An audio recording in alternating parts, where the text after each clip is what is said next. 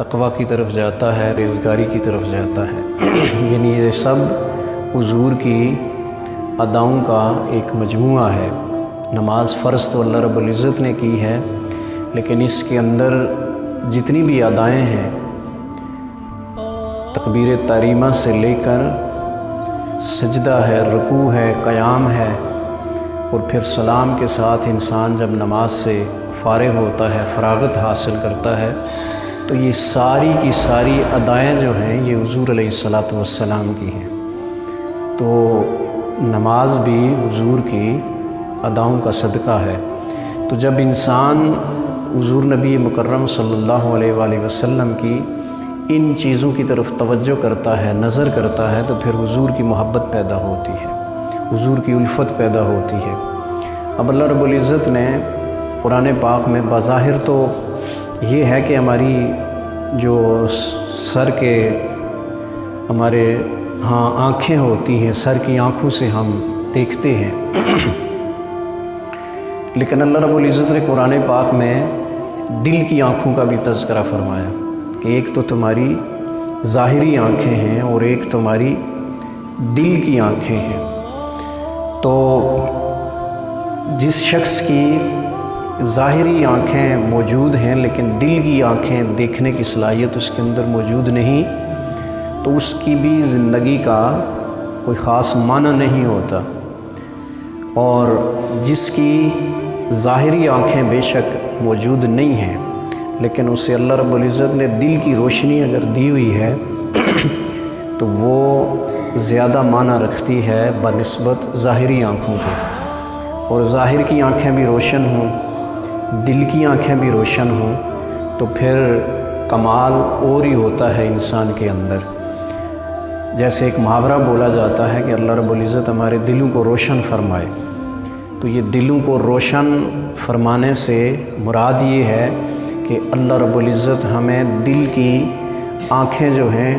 ان کو بھی رب کائنات دیکھنے کی صلاحیت عطا فرمائے۔ تو یہ ہر انسان کے اندر موجود نہیں ہوتی۔ ایک طرف ابو لہب ہے، ابو جہل ہے، تو بظاہر تو ان کی دیکھنے کی آنکھیں موجود تھیں کہ وہ حضور نبی کریم صلی اللہ علیہ وآلہ وسلم کو چلتا پھرتا دیکھتے تھے، آپ کے حسن و جمال کو دیکھتے تھے، لیکن اللہ رب العزت نے دل کی آنکھوں سے انہیں محروم رکھا۔ دل کی آنکھیں موجود نہیں تھی، وہ نبی علیہ الصلاۃ والسلام کو نہیں دیکھ سکے۔ لیکن دوسری طرف دیگر صحابہ کرام ہیں، سیدنا ابو بکر صدیق ہیں، حضرت عثمان غنی ہیں، سیدنا فاروق اعظم ہیں، حضرت علی ہیں، یا دیگر صحابہ کرام ہیں۔ اللہ رب العزت نے ظاہر کی بھی آنکھ انہیں دی تھی اور دل کی آنکھیں بھی ان کی روشن تھی۔ اللہ رب العزت نے ظاہری بھی آنکھیں روشن فرمائی تھی اور دل کی آنکھیں بھی روشن فرمائی تھی۔ جو ظاہر سے وہ اپنے نبی کو دیکھتے تھے، ان کا دل اس بات کی تصدیق کرتا تھا۔ جیسے ہمارے ہاں ظاہر ہم جب کسی چیز کو دیکھتے ہیں تو بسا اوقات ایسا ہوتا ہے کہ ہمارا دل مطمئن نہیں ہوتا کہ یہ ظاہر جو کچھ بھی ہے اس پر دل کا مطمئن ہونا یہ بہت زیادہ ضروری ہے۔ تو جب تک دل صداقت نہیں رکھتا، دل کے اندر وہ روشنی نہیں ہے جو اللہ رب العزت باقی لوگوں کو دیتا ہے، صحابہ کرام کو دی، انہوں نے اپنے نبی کو دیکھا، تبع تابعین کو دی، اولیاء کرام کو دی، تو وہ ایک باطنی نظر ہے۔ اس نظر سے صحابہ کرام جو ظاہری نظر سے دیکھتے تھے اپنے نبی کو، ان کی باطنی نظر بھی اس کی تصدیق فرماتی تھی۔ تو ایک انسان کی ظاہری نظر ہے اور ایک باطنی نظر ہے۔ ظاہری نظر سے بھی دیکھتا ہے اور جب باطنی نظر سے بھی دیکھتا ہے اور پھر حضور نبی مکرم صلی اللہ علیہ وآلہ وسلم کی ذات مقدسہ کو دیکھتا ہے، تو پھر ظاہر کی نظر باطن کی نظر کے ساتھ مل کر اس چیز کی تصدیق کرتی ہے۔ اب اللہ کے پیارے نبی علیہ الصلاۃ والسلام کی بارگاہ میں جو صحابہ کرام تھے، وہ صرف ظاہری نظر سے نہیں دیکھتے تھے بلکہ دل کے ساتھ بھی اللہ کے نبی علیہ الصلاۃ والسلام کو دیکھتے تھے۔ جیسے میں نے مثال دی کہ ابو لہب و ابو جہل، ان لوگوں کو حضور نبی مکرم صلی اللہ علیہ وآلہ وسلم کا ظاہری حسن تو نظر آتا تھا، ان کے ہاتھوں میں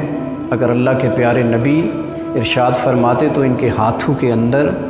جو پتھر ہوتے تھے وہ بھی کلمہ پڑھنا شروع کر دیتے تھے۔ اور پھر اللہ کے پیارے نبی علیہ الصلاۃ والسلام نے جب اس مقام پہ ارشاد فرمایا تو اب اس کے ہاتھ میں پتھر ہیں، تو وہ یہ کہتا ہے کہ اگر آپ سچے نبی ہیں تو آپ بتائیں میرے ہاتھ میں کیا ہے۔ تو اللہ کے پیارے نبی علیہ الصلاۃ والسلام نے ان جو کنکر تھے، جو پتھر تھے، ان کی طرف اشارہ فرمایا اور ارشاد فرمایا کہ ذرا ان سے پوچھ کہ میں کون ہوں۔ تو وہ پتھر جو تھے ہاتھ میں، انہوں نے کلمہ پڑھنا شروع کر دیا۔ اب یہ اگر اللہ رب العزت یہ روشنی دے دے تو جیسے صحابہ کرام فرماتے ہیں کہ ہم حضرت علی سے روایت ہے، آپ فرماتے ہیں کہ ایک مقام سے ہم گزر رہے تھے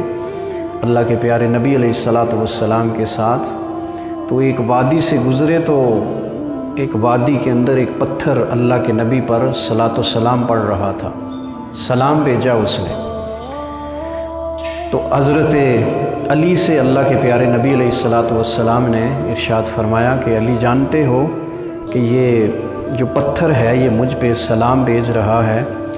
تو حضرت علی عرض کرتے ہیں یا رسول اللہ، سلام کی آواز تو آ رہی ہے لیکن کوئی نظر نہیں آ رہا۔ اللہ کے پیارے نبی علیہ الصلاۃ والسلام نے اشارہ کر کے فرمایا کہ فلاں پتھر جو ہے وہ مجھ پر درود و سلام بھیج رہا ہے، مجھ پہ سلام بھیج رہا ہے۔ تو جب رب باطنی نظر دینا چاہے تو وہ پتھروں کو بھی عطا فرما دیتا ہے، لیکن اگر وہ باطنی نظر نہ ملے تو وہ انسانوں کو بھی نہیں ملتی۔ حضور کی بارگاہ میں ایسے بہت سارے لوگ موجود تھے کہ پیارے نبی کے پیچھے نماز پڑھتے تھے، پیارے نبی علیہ الصلاۃ والسلام کے سامنے بیٹھتے تھے، لیکن ان کا دل اللہ کے پیارے نبی علیہ الصلاۃ والسلام کی محبت، جو دل پہ محبت تھی وہ نبی کی محبت غالب نہیں تھی۔ اور یہاں پر بزرگان دین نے لکھا ہے کہ جب بھی اللہ کے پیارے نبی علیہ الصلاۃ والسلام کا تذکرہ ہو، کسی شخص کے سامنے اگر تذکرہ ہوتا ہے تو اگر تو اس کے دل میں محبت پیدا ہوتی ہے اپنے پیارے نبی کے لیے، الفت پیدا ہوتی ہے اور وہ راحت کا باعث بنتا ہے، اس کی طبیعت پہ بوجھل نہیں ہوتا اللہ کے پیارے نبی علیہ الصلاۃ والسلام کا ذکر، تو سمجھ لیں کہ اس کا دل جو ہے اب بھی ایمان سے بھرا ہوا ہے، صرف ضرورت اس امر کی ہے کہ وہ اس کی طرف توجہ کرے۔ اس لیے کہ حضور کے ذکر سے جو نفرت ہے وہ یہودی کرتے، اس وقت بھی کرتے تھے، آج بھی کرتے ہیں۔ یہودی حضور علیہ الصلاۃ والسلام کے ذکر کو برداشت نہیں کرتے تھے، ان کے سامنے اگر اللہ کے پیارے نبی علیہ الصلاۃ والسلام کا ذکر کیا جائے تو وہ اس سے خوش نہیں ہوتے تھے بلکہ غم زدہ ہوتے تھے۔ لیکن جب صحابہ کرام کے سامنے اللہ کے پیارے نبی کا ذکر ہوتا تو وہ ان کا دل جو ہے وہ روشن ہوتا، ان کے چہرے کھل اٹھتے۔ ایسے ہی صحابہ اکرام حضرت ابو ہریرہ رضی اللہ تعالیٰ عنہ اس حدیث مبارکہ کے راوی ہیں، آپ فرماتے ہیں کہ حضرت حسن جو تھے، حضرت حسین جو تھے، یہ بھی ان کا بچپنا تھا جب اللہ کے پیارے نبی علیہ الصلاۃ والسلام اس دنیا فانی سے رحلت فرما گئے، پردہ فرما گئے۔ تو حضرت حسن کے بارے میں آتا ہے کہ آپ صحابہ اکرام سے پوچھا کرتے تھے کہ مجھے میرے پیارے آقا، میرے نانا جان کے تذکرے تو سنائیں، آپ کی زلف مبارک کیسی تھی، آپ کی آنکھیں مبارک کیسی تھی، آپ کی داڑھی مبارک کیسی تھی۔ تو وہ سنا کرتے تھے حضور علیہ الصلاۃ والسلام کا تذکرہ، صحابہ سے پوچھا کرتے تھے اور سنا کرتے تھے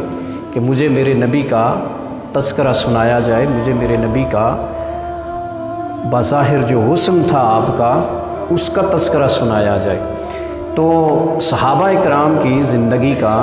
یہ معمول تھا کہ جب اللہ کے پیارے نبی علیہ الصلاۃ والسلام اس دنیا سے پردہ فرما گئے تو اس کے بعد بھی صحابہ کرام حضور نبی مکرم صلی اللہ علیہ وآلہ وسلم کا تذکرہ سنا کرتے دیگر صحابہ